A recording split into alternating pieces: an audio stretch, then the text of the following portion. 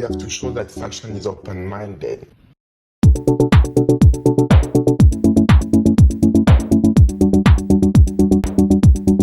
В Милане будет неделя моды.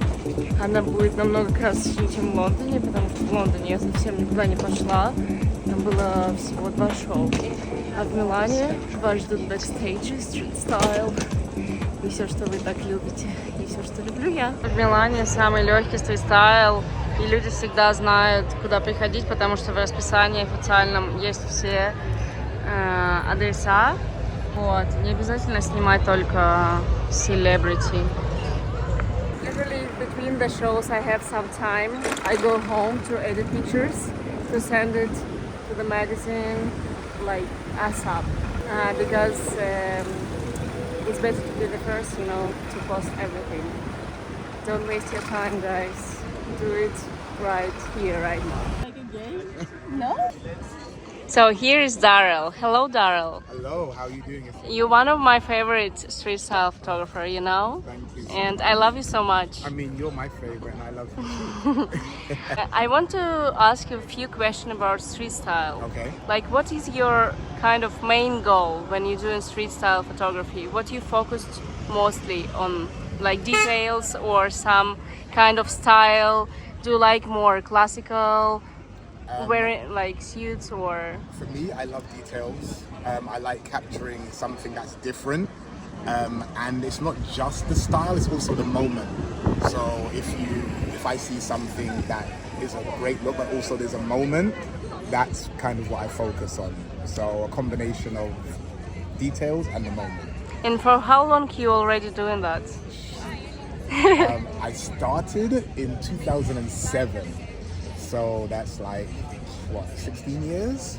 Wow. That's crazy. Insane. Yeah. But what did you do the first year? Do you remember like how it was? I mean, for me, I didn't even know there was something called street style. I just used to carry my camera everywhere and take pictures. And then I did my first London Fashion Week. I think it was 2008, 2009. And I just took my camera and was just taking pictures outside. And then from there, started doing New York 2012 and then Milan and Paris as well. So, and then others. So yeah, I just started out wanting to take pictures of stylish people. But you're still loving it. How you can how you keep yourself motivating every morning to wake up to go like to every street style? I feel like it's the adventure of finding something new, something different. Not knowing what you're going to get, because even though you've done the shows and the cities, you never know what's going to happen. So it's capturing that moment, seeing some of your favorite people that have like great style, and just also seeing like friends and stuff. It's like really encouraging being in different cities and seeing people that you know. Yeah, great. Вот так это примерно происходит. Кто кого успевает, тот того и щелкает.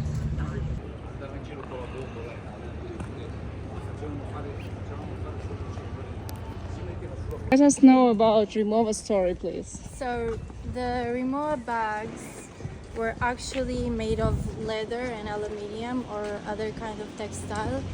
And many years ago, the manufacturer burned, and the only thing that didn't burn was the aluminium. Oh wow, that's so cute! And someone found it really cool. And so they started to sell the bags like that, because after all the fire, they didn't maybe had money to invest For leather? to cover all the bags, so they started to sell like that. So that's how Rimowa aluminium bags started. Voila. Nice. And then no one really wanted to buy the brand, and a few years ago LVMH group started to sell them. It's part of the group now. So I think that's the story. Thanks for hearing. Always come back to this channel. Браво. Если честно, я даже не знала, что это стоит 40 евро, а каждый адаптер, который я покупаю в Лондоне или в Италии, каждый стоит 25. Поэтому это точно того стоит.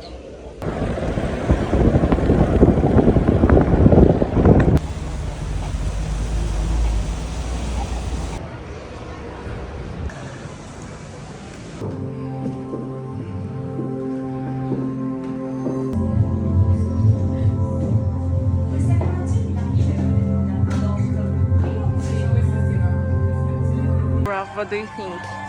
It's super nice. Super nice. Amazing dresses. It's like the dresses stars wearing, right?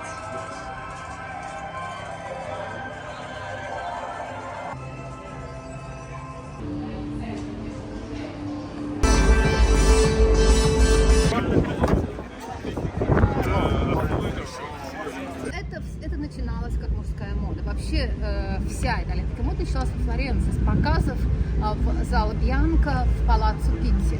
Собственно, слово Питти от палаццо Питти, это палаццо тосканской герцогини Медичи, управляла Флоренцией много веков.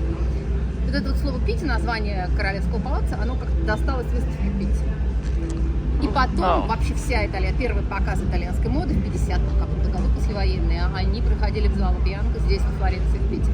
И потом как-то так, значит, мода переехала в Милан, но у Питти осталась вот эта традиция, это название. И они сконцентрировались на мужской моде, стали делать главное трейд-шоу, они делают очень много лет. Сейчас сложно говорить, что это мужская выставка. Да, она мужская, там, официально, Pitti Uomo она называется. Но мода понятно какая.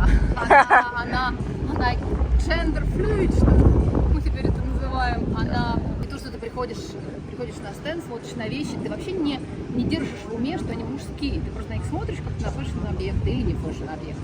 My name is Ilaria and I work with NSS as head of social media. We're gonna go inside the hair shop. First we have like some look of the BTS, so we're gonna like discover in advance what's going on, and later we're gonna watch the show.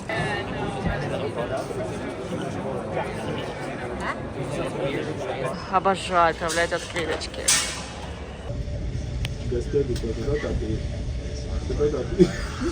Все проекты, которые у меня есть, вся работа, это все труд моей коммуникации, можно сказать.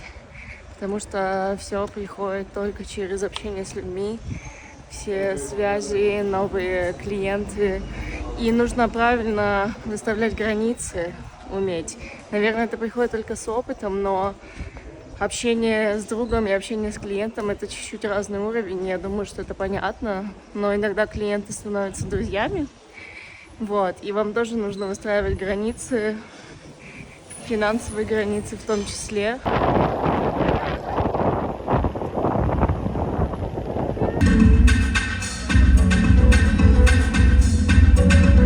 Меня люди иногда принимают за другого человека. Они думают, что они меня знают и начинают со мной говорить, а я-то думаю, что я просто забыла их имя. Но в итоге оказывается, что мы на самом деле не знакомы, но это очень прикольное стечение обстоятельств, очень часто дает мне очень хорошие контакты, поэтому будьте открыты миру, и если люди с вами здороваются, просто улыбайтесь и начинайте с ними говорить. Такой вам совет.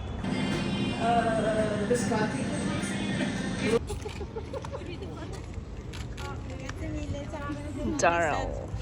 После целого дня съемки, на самом деле, я вам даже не успеваю показать и часть того, что я делаю, потому что я максимально... О, это я! Сфокусирована на работе, и оказалось, что это намного сложнее, чем я думала. Я вышла из дома в 8 утра, вернулась домой в 6 вечера, и целый день я снимала. И сейчас я буду отбирать фотографии. Обычно я делаю это очень сильно быстро. Where are we going? Tell me, please. What are we going to do? Etro. 3-star. Right? I'm so excited. Wow, I'm in love with these shoes. Показы Prada всегда приходят в фондазионе Prada. У них есть обалденский сорбет. Hi, how are you? Good. How are you? Good. Nice to see you too. It's been like a long time. So my name is John, and actually I'm working as communication officer for United Nations Children's Fund and also contributing editor for VLOOG and GQ magazines Turkey. How you managed to have those both like incredible jobs, and it's so difficult, I guess. So UN is my main job. This is how I spend my time, most of my time, and also on the weekends and for when I have some free time, I do take care of VLOOG and GQ's features. So, and I think it's a nice combination and nice bridge between those two worlds, since these two worlds have an influence on on each other. Yeah, so like the fashion is like more joy, right? Yes, and I mean it's serious, but Yeah. at the same time, I do think that it has a lot to offer. Yeah. Creativity. It has all those references and all those different worlds that is bringing together. And I think it can both worlds can speak to each other as well. And I do think that now more than ever, these two worlds talk to each other. And for instance, look, there is this now for years this collaboration partnership between Louis Vuitton and UNICEF. So I'm sure you've seen all those silver lockets, and now they are helping the people who have been affected in earthquake zones in Turkey, for instance. And there are crises all over the world, and fashion has a big power. And I think now it uses its power more than ever.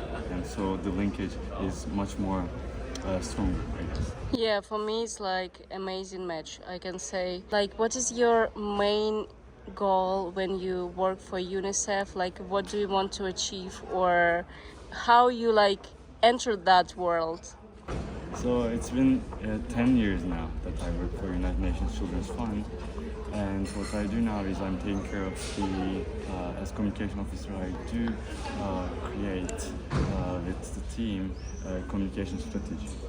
We handle media relations, we develop content development strategy and also branding. And in all that actually to change policies.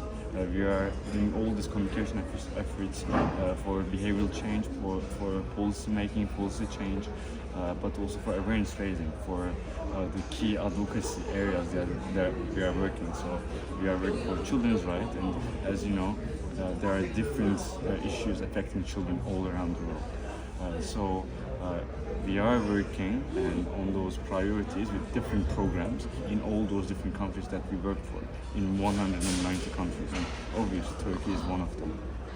Wow, that's incredible. And the last question, tell me about your scarf, please. So this is Hermes, and it has been done for the special year, and it has all those different stories on it.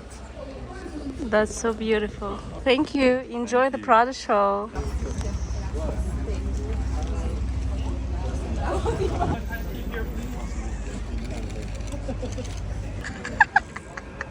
Smart. Yeah. Their purpose. Smart. Yeah. Smart. Work smarter, not harder. Yeah.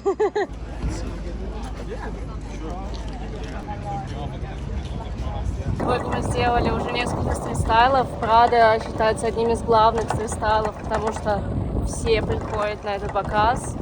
И редактора, инфлюенсеры. И да, я взяла несколько интервью. И я надеюсь, что они вам понравятся. Я бегу на бэкстейдж Чарльз Джефферсон and then J.W. Anderson. Okay, let's rock it because we have 1 hour between the shows. And I have like maybe maximum 15 minutes to shoot first show, and then I go to the next one. Milan, the worst city for cycling, right? Мы прибыли на бэкстейдж Charles Loverboy. Всегда по-разному на бэкстейджах. Сегодня, например, нужно сначала подойти и сказать свое имя в листе. Тебе дадут бейдж. Loverboy. Для подиума и бэкстейджа.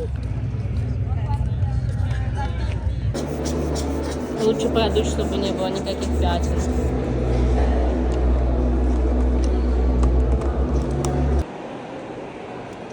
That's great! Go, baby!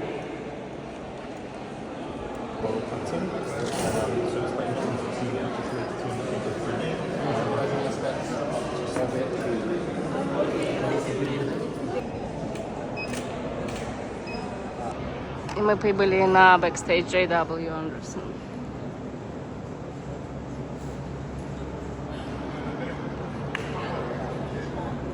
Вот.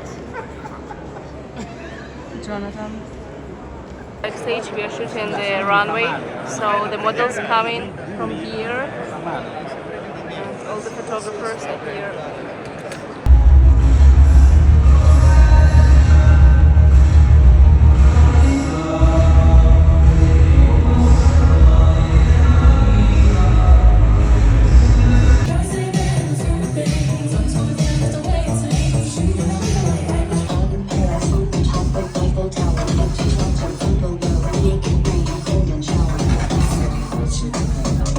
кажется, мой влог будет состоять только из видео, как я катаюсь на велосипеде, но мне кажется, это просто одно из самых свободных минут в моей жизни.